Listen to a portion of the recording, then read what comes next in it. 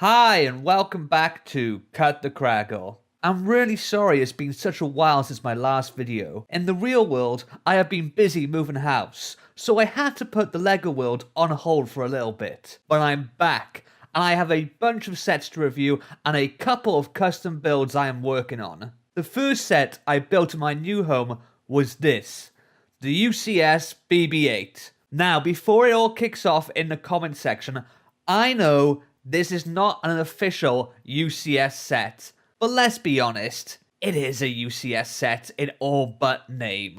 The box is huge, so huge some people might be disappointed that the actual model itself is not as big as the picture here on the front of the box.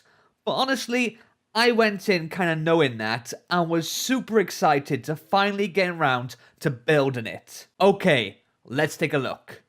And here it is. And boy is it pretty. Typically, I prefer my LEGO sets minifigure scale.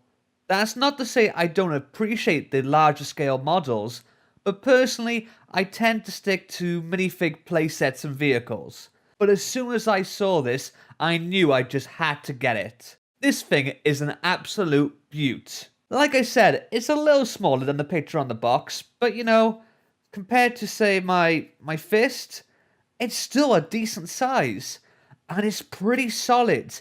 You basically construct a cube filled with a Technic-based mechanism, and then add on the circular plates to turn it into a sphere, or this close LEGO approximation of a sphere. The striking orange and white colour scheme is perfectly realised here, and the greebling on the side just gives it a really nice sense of detail without it looking too overly cluttered.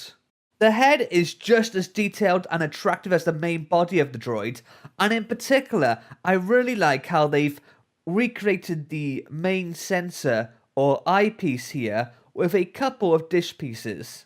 The UCS R2-D2 didn't have quite as seamless a transition from the body to the head, but here it really all flows and looks like one construct. Besides looking pretty, this model actually has a couple of play features.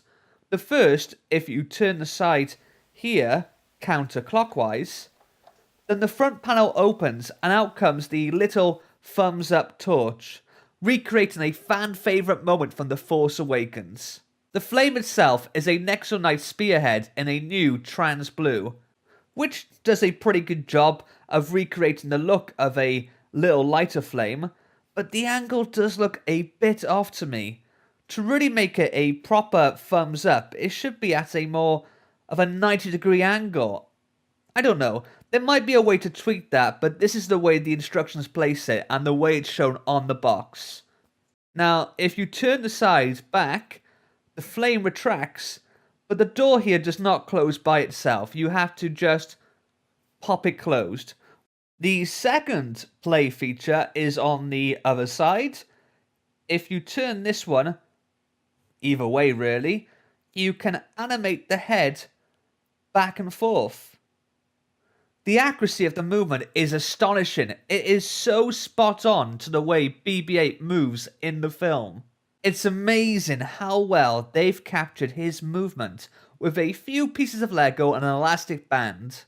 Now, I know I have referred to this as the UCS BB-8 set, and of course, nowhere on the box does it actually say UCS or Ultimate Collector Series. But look at this, the way the large model comes with a little minifigure scale BB-8 right here, and of course the plaque here on the stand, which thankfully is the only sticker in the set, given some in-universe specs, are all consistent with the UCS range.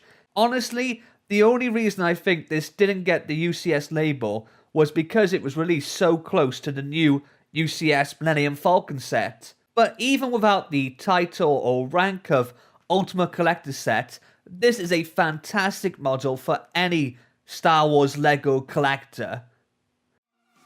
That's all for this time. What are your thoughts on the BB-8 set? Let me know in the comments below, and don't forget, my subscriber giveaway is still ongoing. I'll see you next time. Laters.